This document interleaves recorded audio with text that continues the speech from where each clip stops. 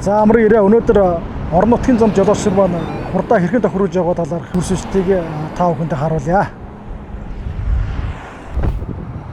За орон нутгийн замд жолоочид маань замын хөдөлгөөний дөрөв цэхэн барьж гэнэ үү, сахин барьж гэнэ үү. За хурдыг хэрхэн хурдтай явж байгааг ингээд харах зорилгоор хэн шалгаж цогцсон юм байгуулж байна. Хар өнгийн маркийн машинд яг 74-75 км/цагийн хурдтай орж ирж байна.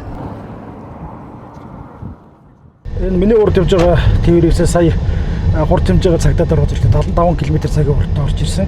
За энэ зорчигч маань жолооч маань орон нутгийн замд 75 км/цагийн хурдаа хэр барих нь одоо бүгд харцгаая. За одоо бол 80 км/цагийн хурдтай явж байна. За ингээд цагдаагаа шалгуулад төд хөдөлгөөний 500 м газар явбал 100 км/цагийн хурдтай болчихлоо. Орон нутгийн замд байгаа жолоочид маань цагдаагийн аль багцыг хараад хурдаа асч боловч шалгалт өнгөрсний дараа хурдаа нэмээд 80 км/цагийн дээш хурдаар замын хөдөлгөөнд оролцож байна. Цагдаагийн аль багцыг шалгахад зориулсан хурд биш. Энэ бол Монгол Улсын замын хөдөлгөөний дүрм заасан зөвшөөрөгчийн дээд хурд юм аа.